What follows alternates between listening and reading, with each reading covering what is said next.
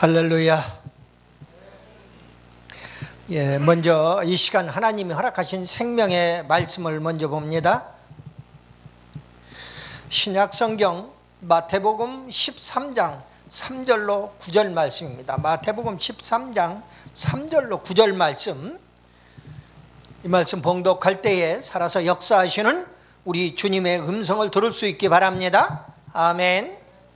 예수께서 비유로 여러 가지를 그들에게 말씀하여 이르시되, 씨를 뿌리는 자가 뿌리러 나가서 뿌릴새 덜어는 길가에 떨어짐에 새들이 와서 먹어버렸고, 덜어는 흙이 얕은 돌밭에 떨어짐에 흙이 깊지 아니하므로 곧 싹이 나오나 해가 돋은 후에 타서 뿌리가 없으므로 말랐고, 덜어는 가시떨기 위에 떨어짐에 가시가 자라서 기운을 막았고, 덜어는 좋은 땅에 떨어짐에 어떤 것은 100배, 어떤 것은 60배, 어떤 것은 30배의 결실을 하였느니라. 귀 있는 자는 들으라 하시니라. 아멘. 잠시 기도하고 함께 은혜의 말씀 나눕니다. 기도합니다. 살아서 역사하시는 우리 아버지 하나님, 은혜와 사랑을 진실로 감사합니다. 오늘도 변함없이 하늘 문을 열어주시옵소서. 세계에 열린 선교방송을 축복하사 이 말씀, 이 복음의 말씀이 선포되는 세계 방방곡곡에 귀 있는 자는 말씀을 들을 수 있기를 바랍니다. 아버지 하나님 축복하여 주시옵소서. 오늘 부족한 종 강단에서 이 말씀 선포할 때에 하나님께서 원하시는 말씀만을 대언하기에 부족함이 없도록 성령께서 강권적으로 인도해 주시옵소서. 믿사옵고 우리 구주 예수 그리스도의 이름으로 감사드리며 기도드리옵나이다. 아멘. 아멘.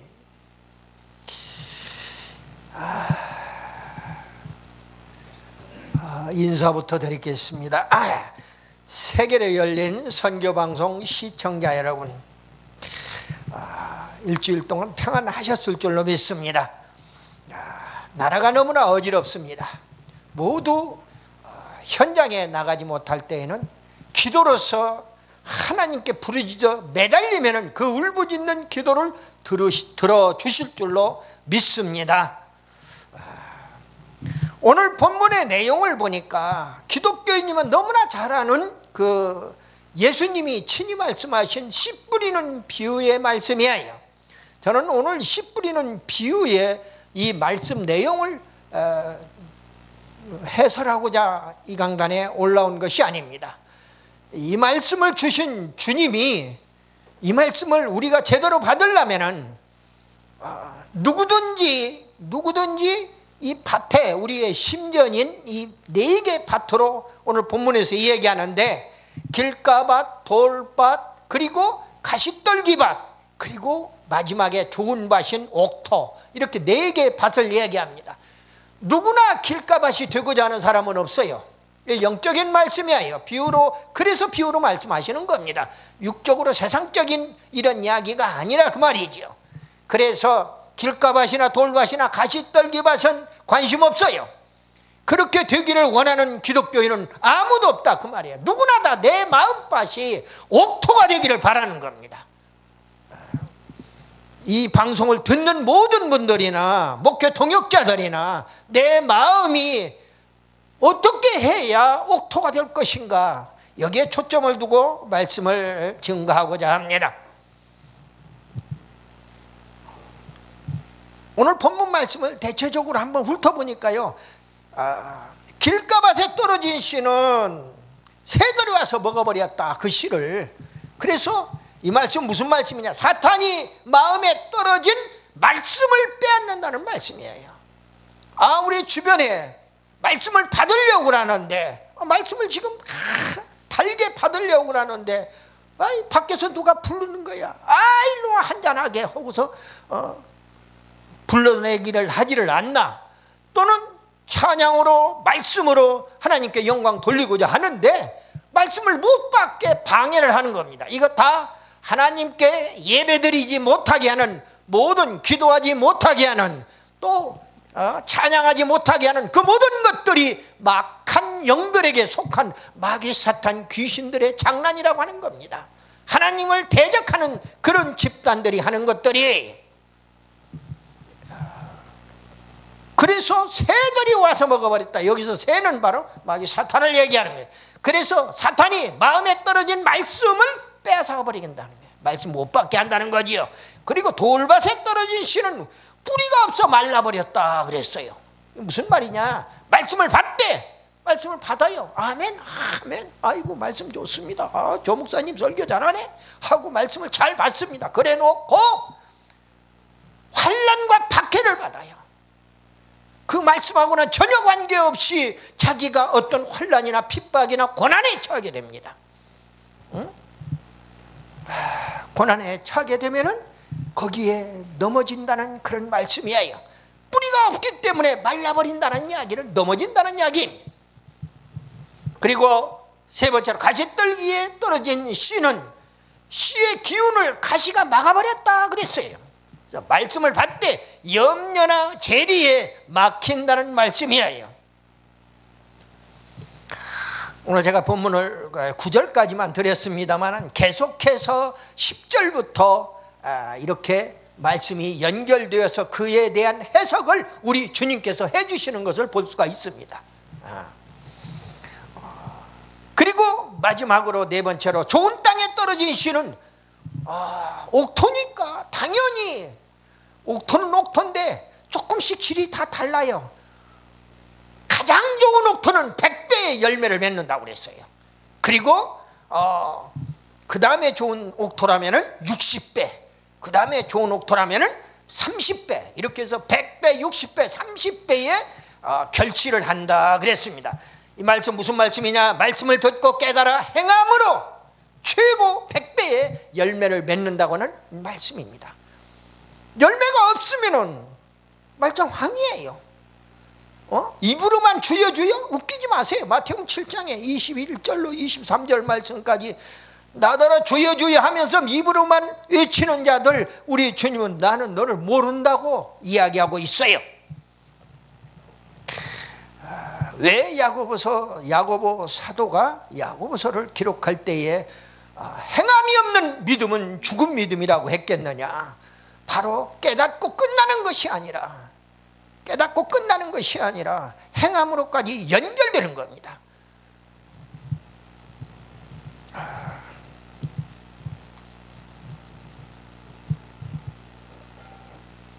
먼저 100배의 결실을 맺는 옥토의 주인공 다 되시기를 우리 예수님의 이름으로 축원합니다. 아멘.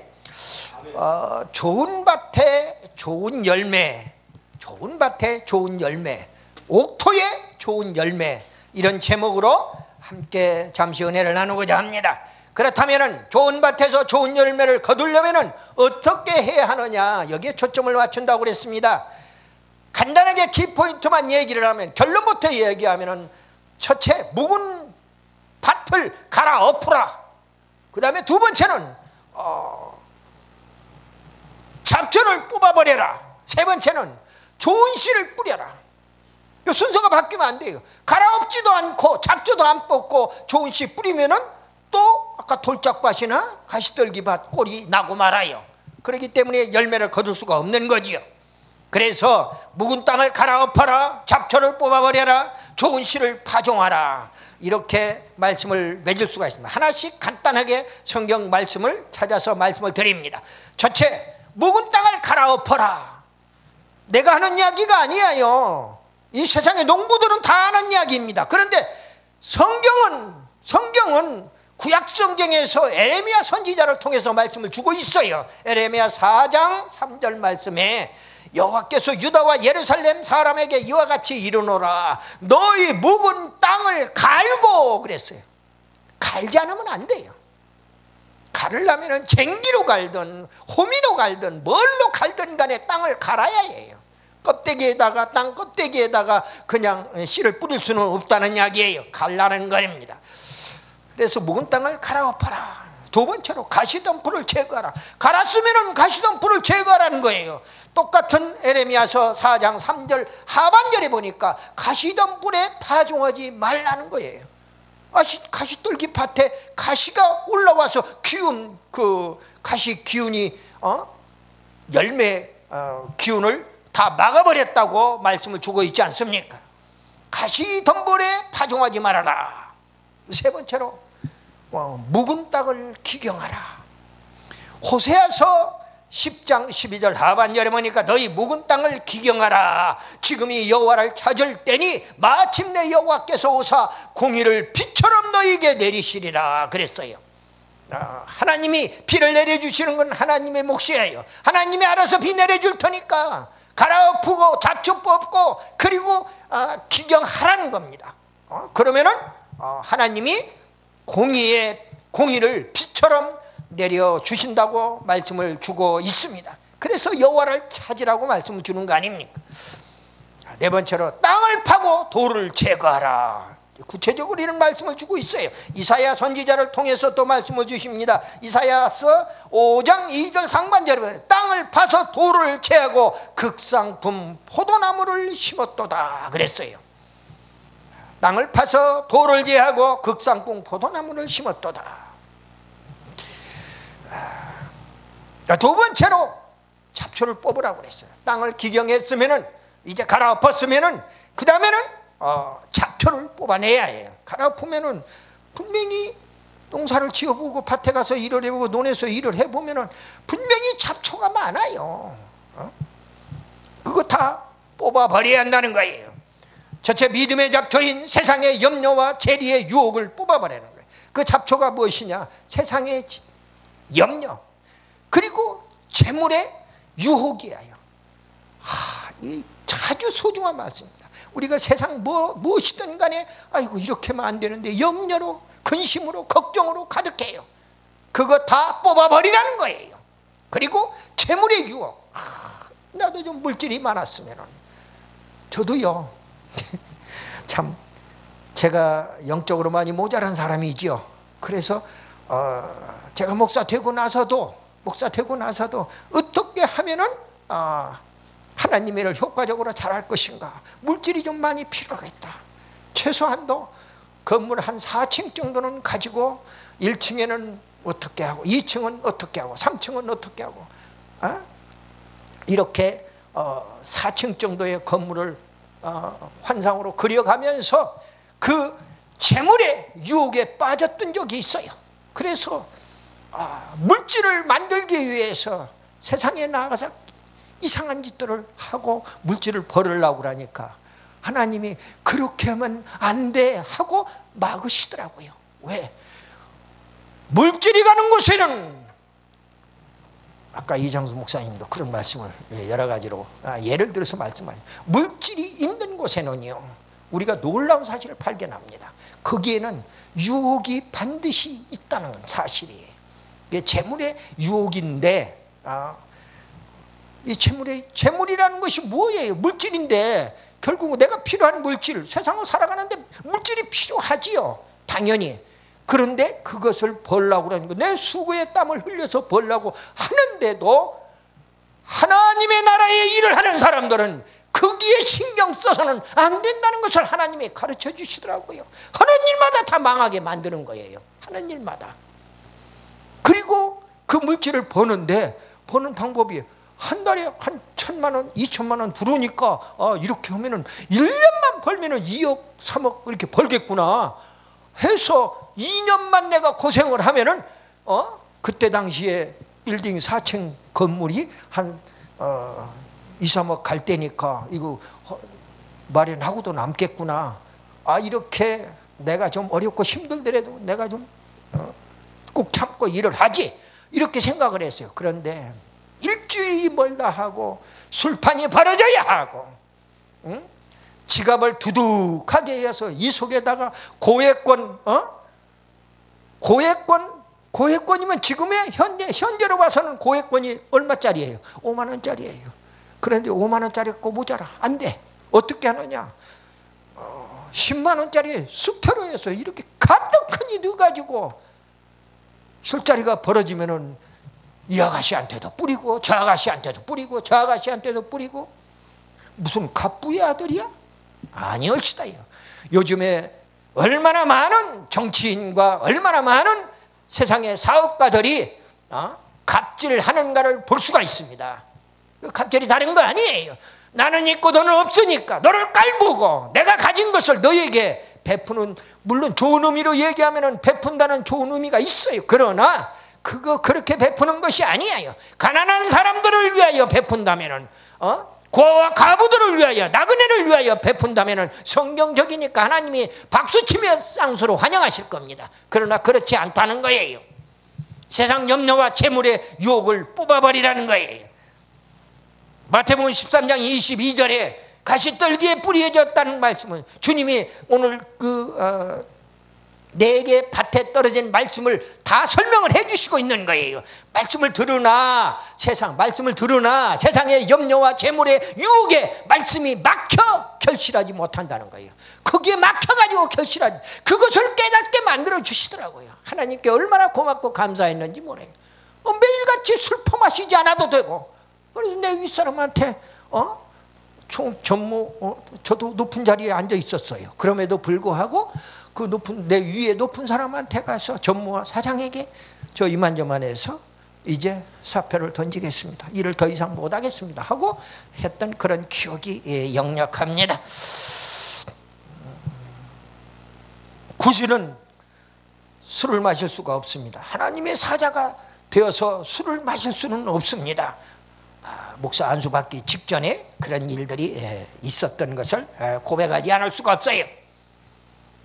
세상에 염려와 재물의 유혹이 잡초다. 그거 뽑아 버려야 이제 100배의 아름다운 결실을 맺을 수가 있다는 말씀을 드린 것입니다. 그리고 믿음의 잡초가 또 하나 뭐냐? 세상의 사랑이라는 거예요. 사랑을 뽑아버리래요. 사랑을. 이런 하나님이 사랑이신데 그 하나님의 사랑까지 뽑아버리면은 예수를 어떻게 믿어? 하나님을. 이게 말도 안 되는 이야기예요. 얼핏. 그런데 오늘 말씀을 보세요. 아가페 사랑을 뽑으라는 게 아니라 하나님의 사랑을 뽑으라는 얘기가 아닙니다. 먼저 그의 나라와 의를 구하라는 것이에요. 그리고 세상 일을 하지 말라는 얘기가 아니잖아요. 우리가 하나님의 일을 해도 먹고 사고 입고 다 하면서 의식주 문제를 해결해 가면서 하고 있지 않습니까? 믿음의 잡초 세상의 사랑을 뽑아버리라. 요한일서 2장 15절 말씀이에요. 이 세상이나 세상에 있는 것들을 사랑하지 말아라. 누구든지 세상을 사랑하면 아버지의 사랑이 그 사랑에 안에 있지 아니하니 그랬어요. 아버지의 사랑이, 아가페 사랑이 그 안에 없다는 거예요. 아버지의 사랑은 이 세상 사랑이 아니란 말입니다. 절대절명의 사랑이에요. 변하지 않는 불변의 사랑이에요. 영원무궁한 사랑이라 그 말이에요. 근데 그 사랑을 우리가 초중할지언정 세상을 사랑하고 세상과 짝가는 것들은 다 아니라는 거예요. 왜 그러냐? 세상은 마귀 사탄이 지배하고 있기 때문에 그런 것입니다. 지금 광화문광장에서 지금 난리가 났지 않습니까? 지금 아마 대한민국이 생긴 이래로 최대의 인파가 모였어요. 놀라운 사실이 벌어지고 있는 것입니다.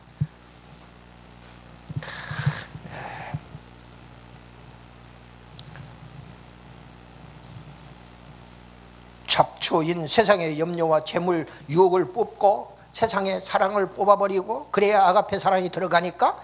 그리고 야고보 4장 4절 하반절에 보니까 그런지 누구든지 세상과 벗이 되고자 하는 자는 스스로 하나님과 원수되는 것이니라 그랬어요.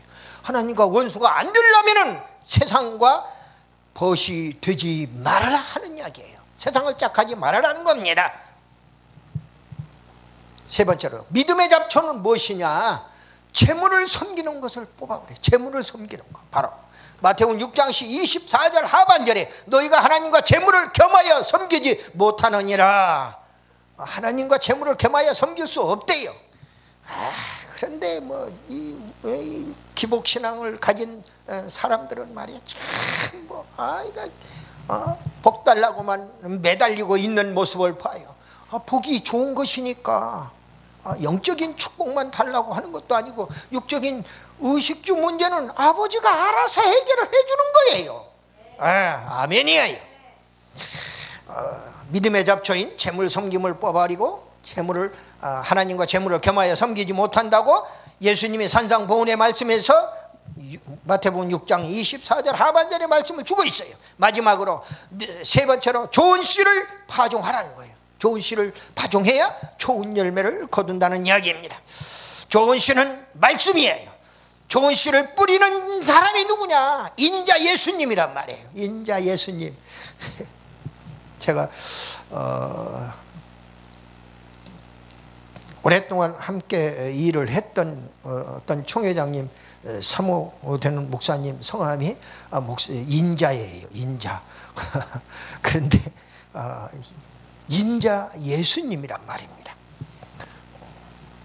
씨 중에는 마귀가 뿌리고 간 가라지도 있다고 하는 사실을 우리가 알아야 해.